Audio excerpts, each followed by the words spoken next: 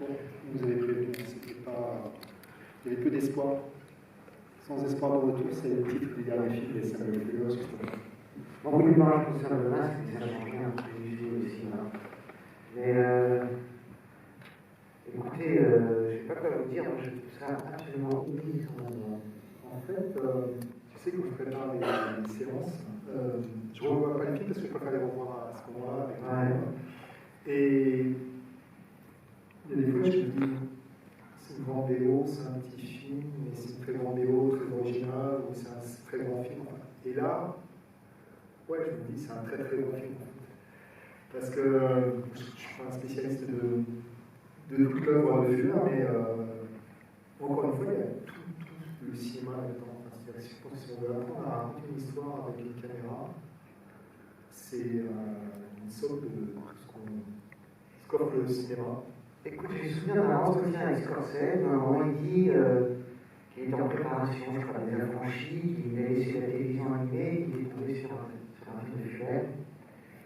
Et il dit, j'étais en pleine prépa et je suis un amateur.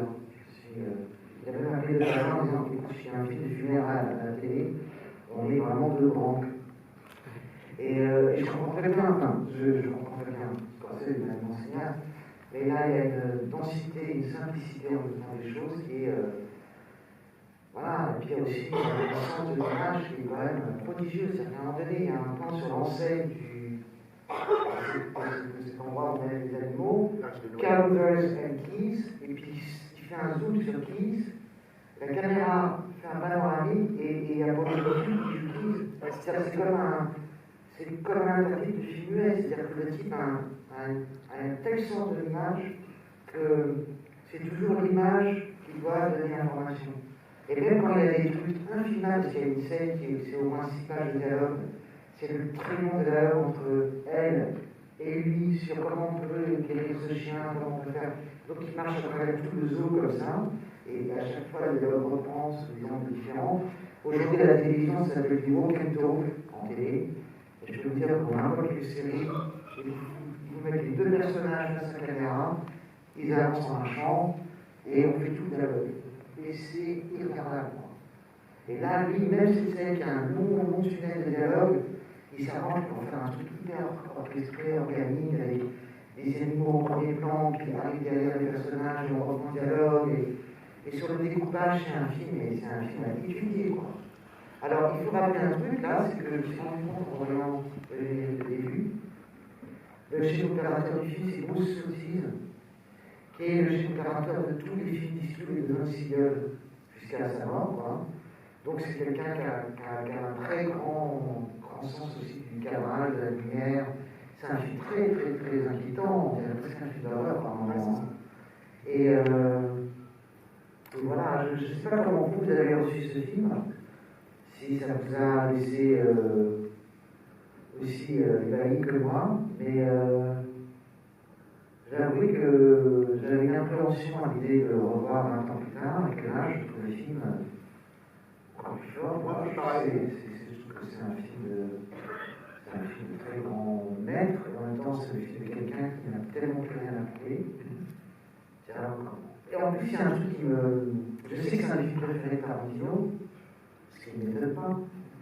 C'est un film où effectivement on pourrait se borner à regarder des effets. Et là, les effets cybernétiques, le cinéma pas simplement un plaisir du cinéma. Et au-delà de ça, ça m'a un peu interloqué de me dire voilà, ce film est 81 ans. Donc ce film a 41 ans. D'accord? Je pense qu'aujourd'hui, quand on le voit, on n'a pas un sentiment de décalage, même absolu, entre ce qu'on voit et ce qu'on peut aussi voir de temps en temps au cinéma aujourd'hui.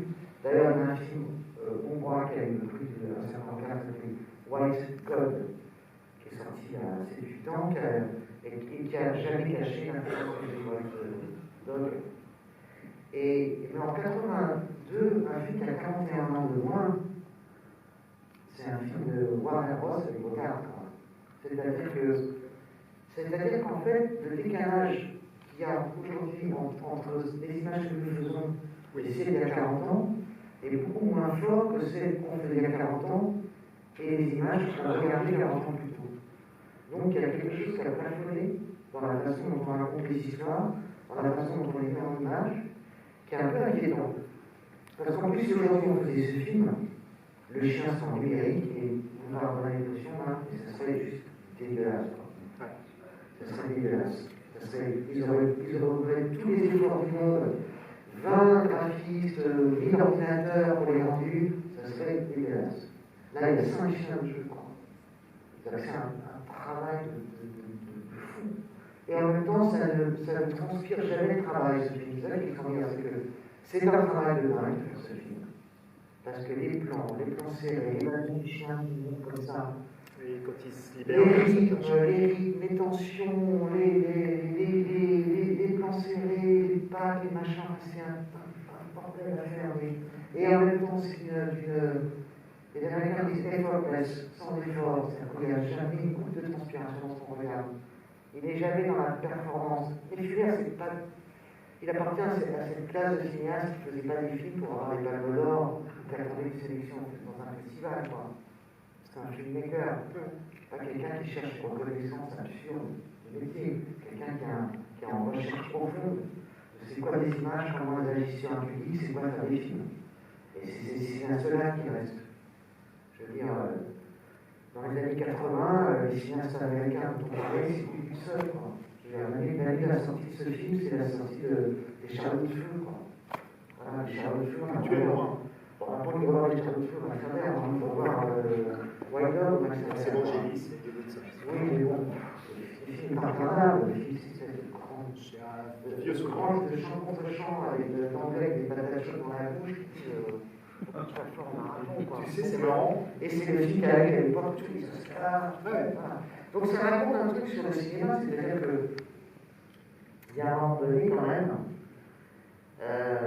c'est un médium, et c'est un art, et c'est les artistes qui vont rester, quoi. C'est un film, en même temps, c'est un film de quelqu'un qui a on sent des certitudes. Ça quand on a 70 ans pour faire un film, et qu'on a la carrière de Fuller, on a 30 ans de carrière, quasiment, on a, je pense, beaucoup plus de certitudes que quand on en a 30. Mais ces certitudes-là, elles sont absolues, c'est-à-dire qu'il n'a pas peur du mauvais goût, il n'a pas peur des effets, il n'a pas peur d'être entre guillemets grossier, même si ça n'est jamais vraiment en fait. Et c'est un film horriblement contemporain et tout blanc, quoi. Voilà. Donc je ne sais pas comment vous avez reçu le film. Voilà, c'est à ceux qui l'avaient déjà vu, peut-être. Après, moi je vais ceux rebondir. qui ne l'avaient pas vu, ceux qui ne connaissaient pas du tout Fuller, ceux à qui ça donnait envie de voir le film de Samuel Fuller. Oui, monsieur. Je peux parler comme ça, David. Oh, ben, je vous entends. Après, je peux répéter si vous n'entendez pas ce que monsieur vous dit, je répète. Oui, alors. C'était marrant que vous parliez de Tarantino. C'est marrant de parler de Tarantino. Qui a fait Django. Qui a fait Django. Pour moi, j'ai vu pas mal de films qui traitent de l'esclavage. Et ce film, j'ai jamais vu un film qui parle de racisme. C'est juste, pour moi, dans ce film, il n'y a rien à jeter. Il n'a jamais vu un film, monsieur n'a jamais vu un film qui parle aussi justement du racisme, il n'y a rien jeté dedans. Et je trouve que c'est un film militant avant l'heure. C'est un film militant avant l'heure. Courageux. Et on ne dirait pas que c'est un cinéaste de 70 ans qui l'a fait. Ah non, ça je fais pareil. Voilà, c'est tout ce que j'ai dit. Bah, je suis ravi que ça vous ait plu. Ah ouais, je suis sous le C'est charme. le choix de ma vie. Bravo. Non, en fait, je vais revenir sur plein de petites choses qui ont été dites avant. Presque. Non, mais rebondir sur ce que tu as dit avant en introduction, ce que tu viens de dire maintenant, ce que vient de dire monsieur, enfin, il y a plein de choses à dire. J'ai bien aimé tout à l'heure quand tu as parlé de ta position, toi, par rapport à l'animal, parce que c'est important, ça résonne, nous tous, quand on découvre un film qui a des animaux en scène. Aussi, ce dont tu as parlé autour de la Fuller et la Samani, parce que j'avais vu aussi cette émission, et ce sont deux personnes, enfin, ce sont deux paroles intellectuelles, philosophiques très fortes. Il faut rebondir aussi sur ce que tu disais tout à l'heure, sur le fait que ce soit l'adaptation d'un roman de Romain Gary. Donc c'est vrai que tout est déjà là, même si ce n'est pas fidèle jusqu'au bout. Je ne l'ai pas lu le roman, mais il se finit différemment sur la façon dont on va reconditionner l'animal. Et sur ce que vous dites, c'est important aussi de parler de tout ça, parce que ça s'est passé plein de choses avec Black Lives Matter, etc. Mais au moment de la sortie du film, et là on parle aussi de Fuller, c'est un homme de 70 ans, on est dans la dernière partie de sa carrière qui se finit, Parce qu'au début des années 80, il y a eu un grand passage à vide, même s'il a fait beaucoup de projets télé dans les 70, mais il revient avec ce Big Red One en 1980, juste après il fait ce film-là.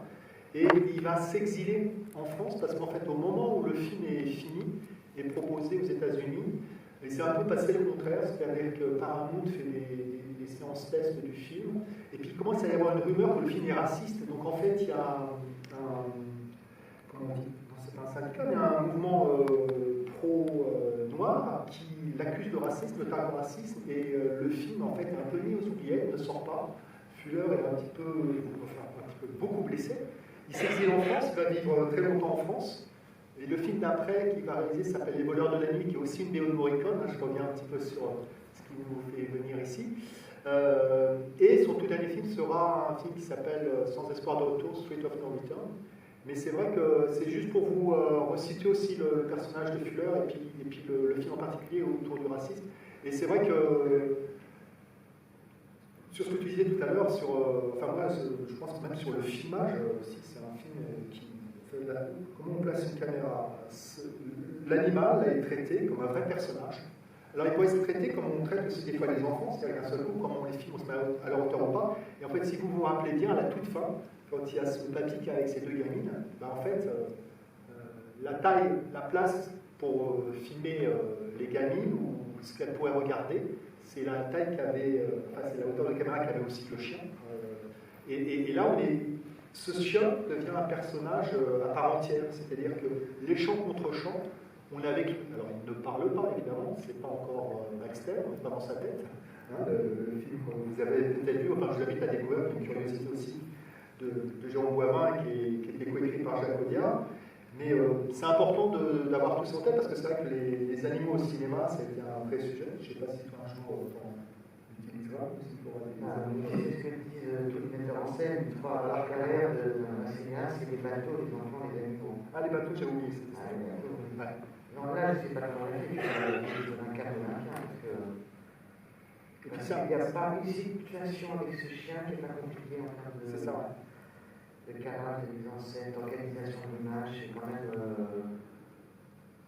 Ce qui est dingue, c'est que c'est éblouissant sans jamais être exhibitionniste. Oui, démonstratif. C'est-à-dire que le film a une modestie en même temps que. Pas une modestie, il a une humilité. Mais j'ai enfin compris comme ça, pourquoi en revoyant, c'est que quand on fait quelque chose, il faut toujours penser à soi, pas dans la posture de l'égocentrique, dans la posture de ce qu'on est nous.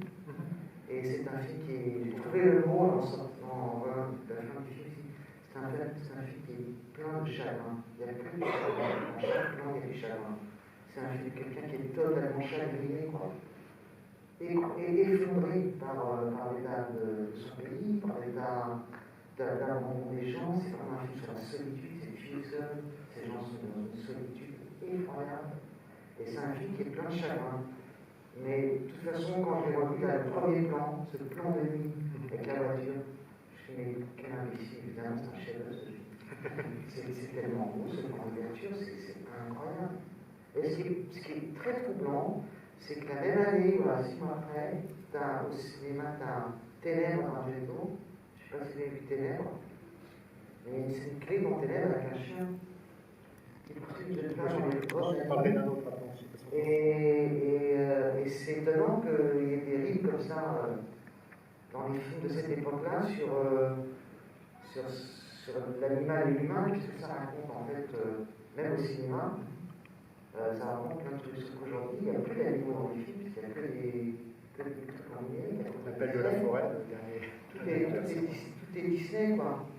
C'est-à-dire qu'il s'énerve contre le robot, mais il aurait pu s'énerver contre Mickey Mouse, parce que c'est un film qui je pense que c'est un film qui est industriellement dans le cinéma américain d'aujourd'hui et européen. Nous voyons à la place, ce film ne pourrait pas se faire en France non plus, même aujourd'hui, même avec le CNC, même avec les aides, même avec tout ce que vous voulez. C'est des films qui sont évidemment étrangers à la logique de ce qu'est le cinéma aujourd'hui. Et à ses côtés aussi. Je voulais rebondir aussi quand tout à l'heure tu parlais des chariots de feu. Moi, j'ai eu le déclic en revoyant le film, parce que je pensais Morricone, je pensais les prochaines prochaines, et quelqu'un qu'on aime bien tous les deux, et un chien qui est aussi central dans l'histoire, c'est The Thing de Carpenter, Ah oui, c'est vrai. qui est l'unique BO que Morricone a composé pour Carpenter, et tout commence par un chien. C'est dingue, hein? Hein? On n'a pas fait exprès. C'est la même idée, hein, tout ça. Exactement. Ça veut dire qu'il y a quelque chose qui est en train de se passer.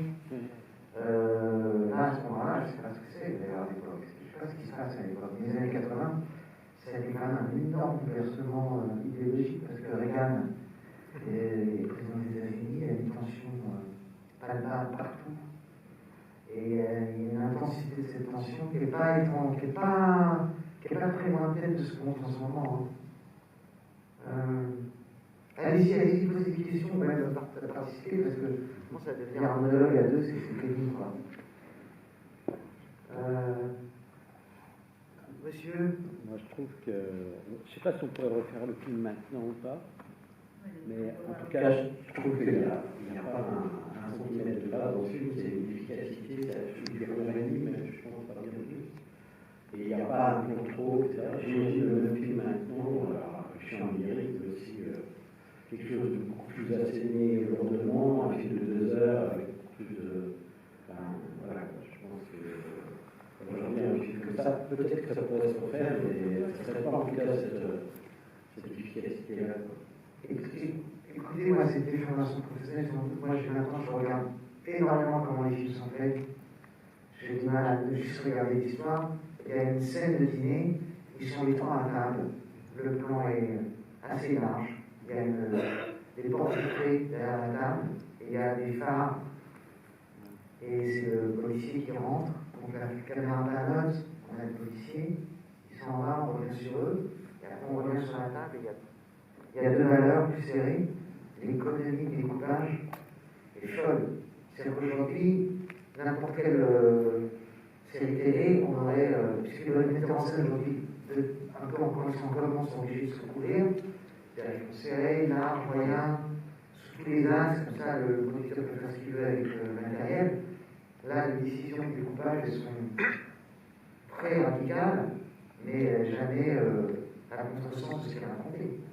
Et le type a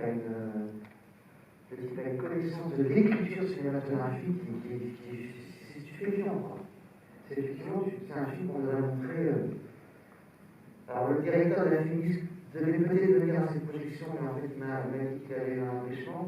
Mais je vais l'appeler après notre pauvre à tout ça pour dire qu'il faut forcément qu'on se filme aux étudiants, parce que c'est un cas d'école. Je ne sais pas si tu as remarqué, quand elle vient en visite à sa collègue qui a agressé. Elle a Hitchcock tout il faut. Voilà. Il y a un poster de Hitchcock, il y a un poster de Hitchcock dans son appartement, et à un moment donné, il parle de Truffaut. Je sais que ça aussi, ça résonne pour toi. Et puis non, juste pour revenir sur, en effet, le dispositif du film, tout ce qu'il raconte, moi je trouve une séquence qui est géniale, et pareil, c'est un seul plan avec la caméra juste qui bouge. C'est le chien qui est errant dans la rue, qui renifle les poubelles, et le gamin qui sort avec sa balle, et alors là, voilà, l'émission du suspense. Mais il y a aussi quelque chose dont on ne parle pas, c'est que qu'est-ce que les acteurs sont bien dirigés, quoi. Qu'est-ce que les acteurs sont bien, quoi. Tous les héros sont bien. Même son petit ami à elle, qui est effectivement, on dirait, une antiprésée, quoi. Il est super. Il a ce look à 80, là aussi, bandana, short blanc. Elle aussi, elle a beaucoup Elle aussi, ils sont dingues, sur les looks c'est dingue, mais qu'est-ce qu'ils sont bien les acteurs? Qu'est-ce qu'ils sont bien? Tous. Alors, le propriétaire du Caruser, c'est Burroughs. Burroughs, c'est une légende aux États-Unis. Burroughs, c'était un acteur qui était vu dans les films de Dodge, dans la Chevalier. C'est un acteur qui était aussi un chanteur, qui a enregistré énormément d'albums de rock, de country, chansons américaines classiques. Et c'était légendaire du cinéma américain. L'Arche de Noé. Voilà, il joue aussi dans ce film assez peu connu de Wagner qui fait des grands espaces. C'est un très beau film. Il a eu l'Oscar, et c'est un peu le passé, il incarne tout seul tout le passé, quoi. C'est très intéressant. Et il en fait des tonnes, et ce qui est intéressant, c'est comme il en fait des tonnes, Fluer se dit, à partir du moment où ils ont fait des tonnes, il faut que je désengage la mise en scène de ce qu'il fait comme acteur. Donc il essaie d'être le plus sobre possible sur lui, avec des plans séquences assez longs, avec peu d'axes, en disant, le type prend tellement de place qu'il faut que moi, mettre en scène, je dévide un peu tout ce qu'il y a en image sur lui. Alors que d'autres gens ont fait des contre-plongées pour montrer son ventre, ça va aller trop près. C'est très intéressant ce qu'il fait faire. Je suis sûr qu'il a choisi Rise en se disant que ça serait bien que ce soit lui, et je suis sûr que pour un tournage, le mec prend une place terrible, il faut que je m'arrange pour que cette place ne soit pas envahissante pour l'équilibre du film. Et donc, c'est un film qui, malgré son sujet, malgré son excès, malgré son histoire, est incroyablement harmonieux. Et c'est ça que je cherche aujourd'hui quand je vais au cinéma. J'adore voir des choses harmonieuses. Le dernier film vraiment harmonieux que j'ai vu, s'appelle L'histoire de ma femme, Yves Koyedi, c'est un film hongrois qui était à Cannes l'année dernière, qui fait presque 3 heures. C'est un film incroyablement harmonieux. C'est-à-dire que tout ce qui le compose est mélodiquement parfait. Il n'y a pas de décalage. Et là, même si tous les potards sont au maximum, hein, il y a quand même quelque chose de très harmonieux. Mais la musique de Morricone n'est pas étrangère, parce que c'est ce que je vous disais, j'aime bien ce mot irrémédiable, qui n'a pas de remède. Elle traduit vraiment l'impasse de cette histoire. Elle raconte vraiment le fait que ce que nous regardons n'a aucune forme possible de solution ou de résolution. Et c'est rare d'avoir une musique qui habite à ce point un film. Et apparemment, c'est la femme de Fuller, Christa Fuller, qui avait donné à Fuller l'idée d'employer Morricone. Et le type, on voit bien que c'est un homme intelligent, il a une sensibilité, il connaît complètement ce que le film. C'est très important dans ce film, la musique. Elle est vraiment importante, c'est pas un commentaire, elle a vraiment une. Moi, je trouve que c'est vraiment comme une voix off, en fait. C'est-à-dire qu'elle est vraiment la voix off du film, elle dit vraiment. Elle exprime vraiment ce chagrin dont je te parle de Fuller sur le monde. C'est une musique qui est désolée, tu vois, c'est une musique qui est pleine de désolation, d'incertitude, de tristesse, de mélancolie, devant un monde qu'on ne peut pas réparer, quoi. C'est quand même incroyable. Et puis il y a un truc abstrait dans le film, il y a un rue vide.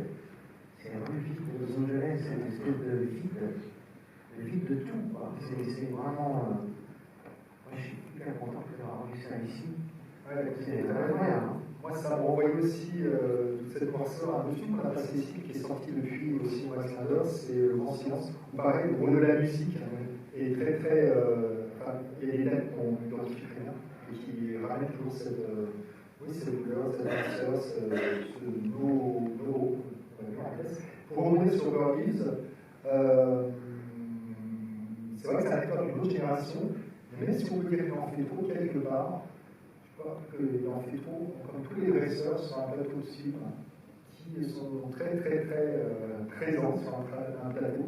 Ils en font beaucoup en fait avec leur animal, alors qu'on sent que c'est des personnages à part quand ils arrivent sur un tournage. Quelque part, je dis que ça. Il y a ça aussi avec certains responsables d'effets spéciaux. Quand on sur Taj Mahal, on avait le roi de la fumée et des incendies. Et il était là, et je dis, c'est leur moment. Oui, j'ai l'impression d'avoir des pompiers, mais ce pas des pompiers qui étaient nerveux, des pompiers qui vont mettre le feu en fait. Donc ils sont très organisés, ils vous poussent, c'est ça, ça va la fumée, il y en a assez. Et c'est vrai que les dresseurs d'animaux, il paraît qu'ils sont aussi un peu comme ça. Ouais, ça rend particulier.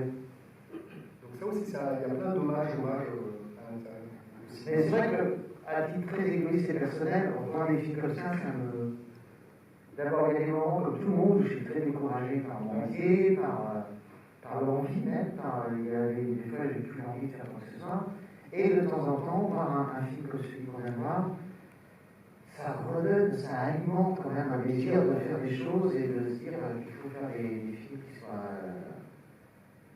Mais c'est vrai que c'est le film de quelqu'un qui se fait plus beaucoup de. Il se pose plus beaucoup la question de savoir ce que les gens pensent de lui, et c'est en ça que ce film est extrêmement libre. Voilà. À l'époque, le film était sorti en France. Ouais, il a marché bien accueilli, et figure-toi que c'était un rédacteur. Parce que s'il était longtemps rédacteur au Québec, qui avait écrit, tu sais. Olivier Sayas. Voilà. Ouais. Et j'ai relu son article. Et c'était dans les Caïssima en 82. Ouais. Et il y avait un entretien avec Fuller. C'était Fuller face à l'avocat du diable. Et en fait, c'est Fuller qui faisait son auto-interview. Très très brutal avec lui-même. Tu te rappelles un petit peu l'article de Non, j'ai pas révisé. Non, c'est pas grave, mais moi je révise très peu, mais j'avais la chance que le distributeur du film m'ait fait suivre. Et en fait, son article est sur 2 pages, et c'est assez. Il renvoie ce film aussi à un autre film du moment de l'horreur, qui est L'Exorciste, très bizarrement, sur le mal, et comment d'un seul coup il faut remédier du mal qui est en toi, que tu n'y peux rien, qu'il faut un spécialiste. En l'occurrence, le père pour exorciser, et que pour extraire en effet ce mal qui sera toujours là si on dit faire. Oui, sauf que là, on est quand même dans un monde sans Dieu. Dans le film, C'est une église, mais voilà. Ouais, ils sont un monde sans Dieu. Voilà, c'est un monde qui n'a pas de Dieu. Donc, c'est que l'homme qui résout tout le monde. Et il commence par une citation des cartes. Monsieur. La dernière fois que j'ai vu le film, ça remonte à des années, c'était en VHS. Monsieur avait déjà vu le film en VHS. Ouais, mais découvert comme ça, c'est la VHS, vraiment c'est une cassette vidéo. Mais par contre, ce que j'ai beaucoup aimé, c'est la scène finale en fait. La scène finale où la scine finale devient un négatif. Et en fait, le chien blanc devient noir. Et en fait, c'est comme si la polarité était inversée. C'est vraiment magnifique quoi, d'avoir. La scène finale est un négatif du début du film, puisque le chien blanc devient un. Bon, je vais être obligé de spoiler le roman. Un black dog. Le roman se finit vraiment comme ça, c'est-à-dire que le chien est reconditionné pour attaquer les blancs. Ça n'empêchera pas d'acheter des romans. Enfin, on comprend que en fait, le patron là, de cette société en fait ressemble, ressemble à celui qui l'a dressé. Oui, c'est vrai. Enfin, moi j'ai compris un peu comme ça. C'est intéressant, mais je n'avais pas fait Parce qu'il y a quand même une ressemblance. Le monsieur porte des lunettes, le propriétaire pareil également. Ils ont à peu près la même morphologie. Oui, vous avez raison, c'est vrai. Donc il y a quand même une ressemblance, je pense que c'est plus lié à ça. Enfin, moi j'ai compris un peu comme ça. Et puis quand vous me dites... Parce qu'en fait, il n'attaque pas la jeune fille. Ouais. Il aurait pu attaquer la jeune fille, mais il attaque le monsieur qui ressemble vraiment au propriétaire. Mais c'est tout un bordel dans sa tête. Quoi.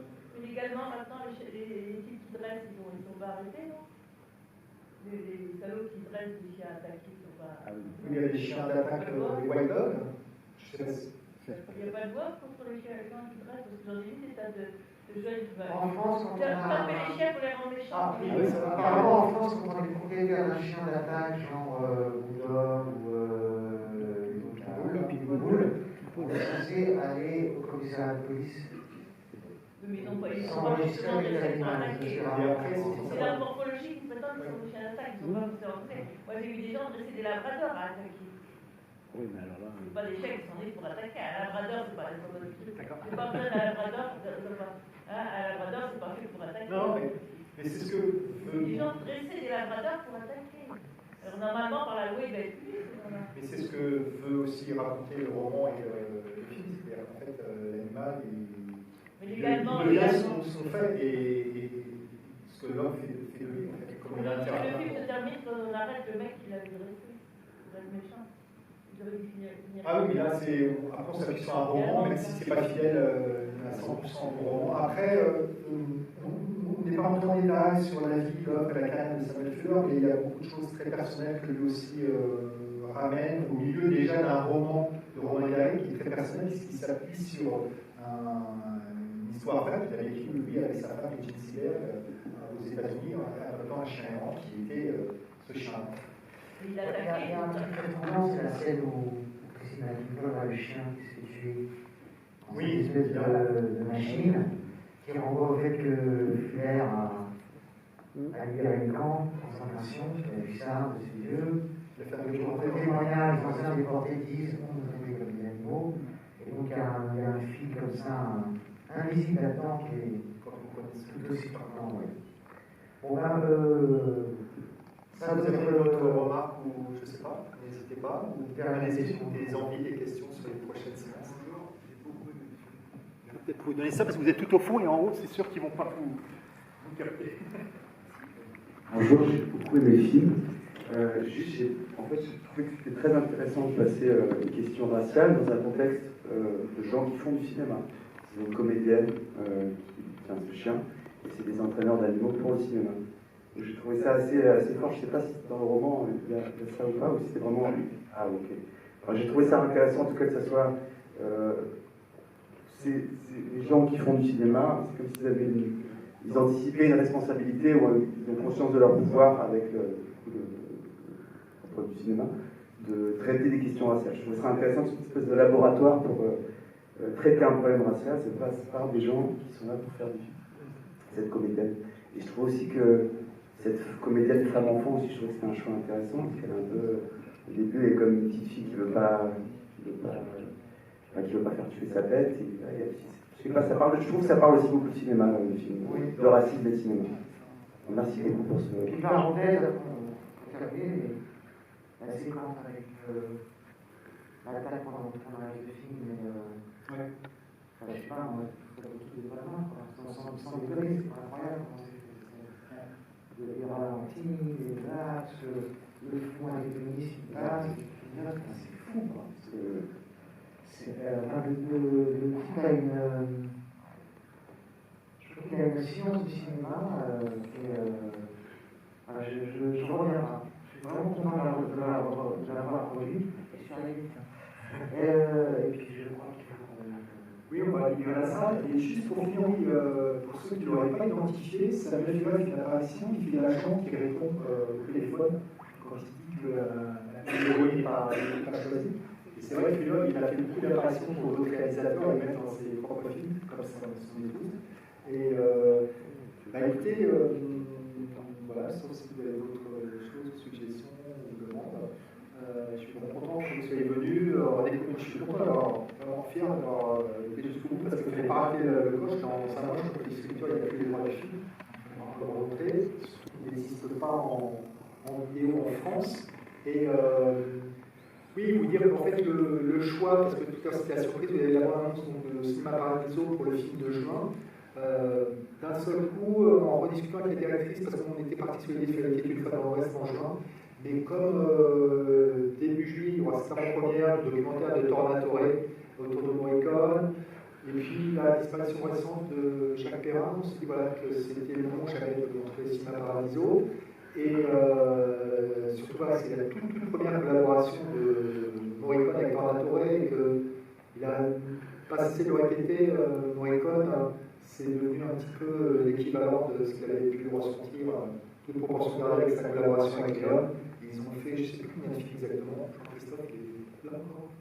Il a fait son Morricone, je crois, 6 ou 8 films, non? Ouais, c'est ça. Tornatore et Morricone. Donc voilà.